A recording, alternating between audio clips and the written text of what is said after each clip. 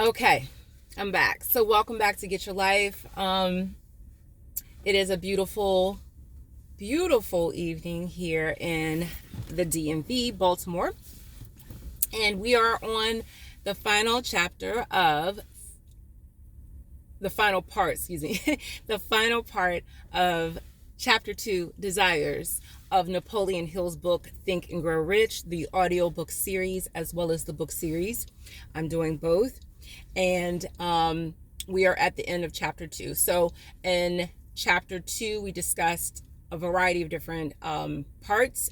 I don't want to go over them all because of the sake of time, but I do want to touch on the last two topics of this chapter. We're dealing with affliction and adversity. And in chapter 2, Desires, Napoleon Hill alluded to a story where a young man was a deaf mute. And then back in those days, deaf mute, those persons were treated as invalids, or those persons were not considered to be very productive members of society. But this father was determined to not allow his son to be a victim of society. He was going to push him, propel him. He was determined to make him hear and talk by any means necessary. Many parents are in situations where they may not be able to do what they can do for their child.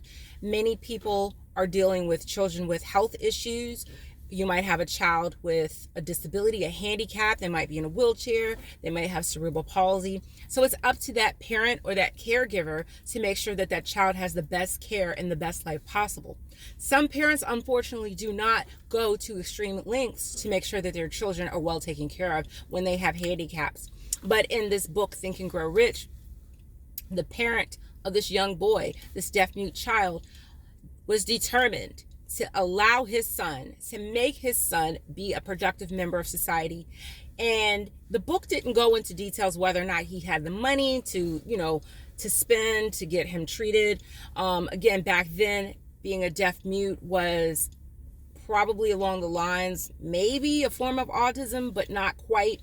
But it still was a big deal because of the limitations. So long story short, this young man was probably about maybe 8 years old, and his father taught him and taught him so well and trained him so well that he had the courage to get up and go out and make money on his own at 8 years old. He found a way to buy some newspapers and sell those newspapers, and he came home with money in his pocket. He came home with more money than he left. That is dynamic for a young man who cannot hear, or a young man who cannot speak, who had enough instilled in him by his father to go out and make money. His mother was astonished. When he came home, his mother cried because she was so overjoyed that her son was able to push past the limitations, or what society would call limitations. Are you facing a limitation today? I don't care what it is. Limitations are limitations. They can be big, they can be small. Whatever you deem as a limitation is your limitation. So don't let anybody limit what you believe is your limitation. They may not even be a handicap. Limitations are not limited to being handicapped physically. Limitations can describe the mindset. And that is what Napoleon Hill was trying to convey, that message in this book. You may not have a handicap. You watching this may not have a limitation physically, or you may be in the best health, right? But the limitations, for the sake of this video and this book, go beyond the physical. I'm talking about mental limitations, because we are living in a world where people are limited by their circumstances mentally, spiritually, and emotionally. We're not even really talking about handicaps like we did in the book. This is a form of affliction. So afflictions can be mental, afflictions can be physical, afflictions can be spiritual. Merriam-Webster defines affliction as unhappiness, a distress, a form of pain, and great suffering. So you could be suffering in your mind. You can have anxiety. You can suffer from schizophrenia. You can suffer from depression. You can suffer from low self-esteem. You can suffer from suicidal thoughts. Whatever it is, that is a limitation. You can push through your limitations, just like the young man in the book did. He did not allow the fact that he could not hear and speak to stop him from making money. So he left the house with no money in his pocket, but guess what? He came home with money in his pocket. He came home with pockets filled. So what did he do? He went beyond his limitations. He went beyond his limitations. So today I implore you to go beyond your limitations. But it all starts with a desire. Do you have a desire to be healed?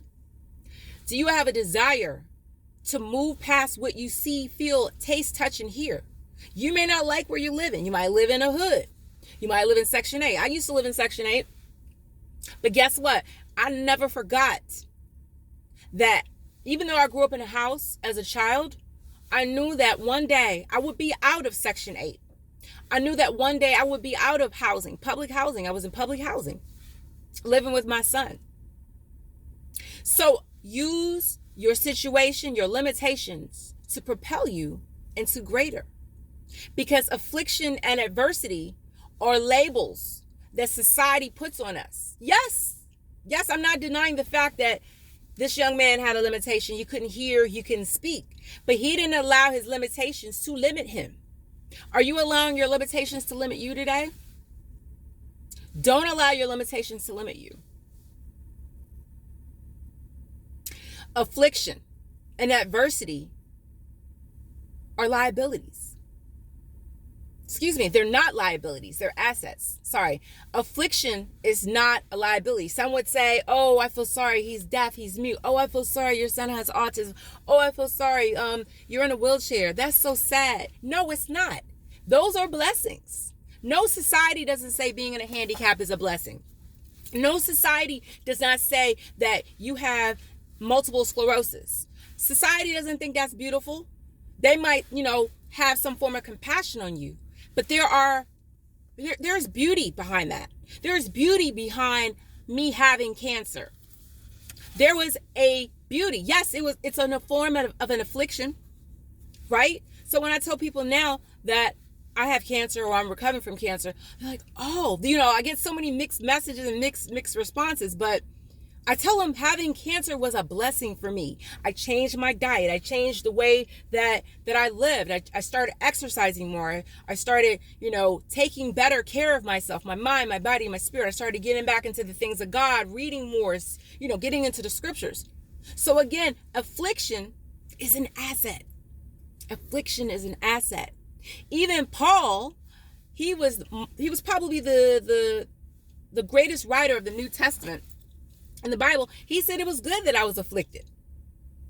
Paul had an affliction. We don't know what it was. You know what I'm saying? After God healed him, his sight, because God had to cripple him. God had to limit Paul so that he could what? Transform Paul to use him for a greater purpose. Because Paul was running around killing people. He was killing the Christians. But God was like, okay, hold up. I'm going to have to put a stop to this. I need you to be radical for me. Okay? But when he transformed him, he still restored his sight, but he still gave him a what? Affliction. Because guess what? His mind did not allow this affliction to stop him from preaching the gospel, from writing the New Testament, from turning away from his old habits, his old behaviors, because he was a persecutor. There's a great persecution coming for believers, but that's another video for another time. But for right now, let's talk about your afflictions. Your afflictions are assets. If you're going through anything right now, know that your affliction is an asset. No, it don't sound good. No, it don't sound plausible. No, it don't sound logical. But trust me, your afflictions are an asset. It's uncomfortable. It sucks. But guess what? Like the young deaf mute man in the book, chapter 2, he turned around his assets. He turned around his liabilities into assets. Adversity brings with it the seed of an equivalent advantage. So what does that mean? Adversity brings with it the seed of an equivalent advantage. What does adversity mean? Adversity is a continuous difficulty or misfortune. The young man in the video was in a state of what? Affliction and adversity. So he was in pain. He was in suffering. He was more in suffering than anything because he couldn't hear and see. But he couldn't hear or he could not speak. But his father did not allow him to stay in that state, right? He got a hearing aid and he was able to eventually find his fortune from inventing a greater usage of the hearing aid. He didn't stay in his situation. Don't stay in your situation today, because adversity brings with it the seed of an equivalent advantage. So that means, like the young man in the book, the deaf mute, his adversity allowed him to travel to New York, right? So an opportunity came for him to give feedback on the hearing aid. And guess what? The equivalent advantage was he was able to monetize and transform the hearing aid, which was a big deal of technology back in the 1920s. Guess what? He became a millionaire. So monetize off of your adversity and affliction today. There is purpose in adversity. There is purpose in cancer. There is purpose in Section 8. There is purpose in hurt. There is purpose in pain. Because in this third dimensional experience, you will go through. It's inevitable. There is no escaping it. You know, many times when I was younger, I would always say, I don't want to go through this. I don't want to go through that. Well, how are they going through that? Running away from pain, running away from adversity, because it seems like I've dealt with it on and off throughout my life, just different levels of it. But now that I'm older and wiser, I realize, what? My affliction just might be here for a minute. There's different levels and different seasons of afflictions, right? But I always know one thing, that it never stays. And guess what? Affliction always turns into something greater, because you can see the purpose. You can see that it doesn't take you out. If affliction doesn't take you out, it's meant to what? Sustain you and transform you, just like Paul was transformed in the Bible. But guess what Paul did? His mind was transformed as he started working for the Most High God. He said something of a high level frequency. He said, it is good that I was afflicted. Like, who's walking around saying, oh, I love affliction, bring it on, God? No, nobody wants that. But you got to be a person of a higher mindset to even say that affliction is good. Because guess what? As an alchemist, we discussed in previous videos, an alchemist can turn one element into another. You convert, you conform energy from one state to another, right? So you don't stay where you are. You transform yourself. You renew your mind. You renew your mind and you take yourself out of that situation. And it doesn't mean that the affliction will never ever leave you. It just means that it's going to turn out for your good, because that's what the book of Romans says. All things are working. So apply that to your life today. Handicaps and limitations can be turned into stepping stones to climb towards a goal, unless you view them as obstacles. So what does that mean?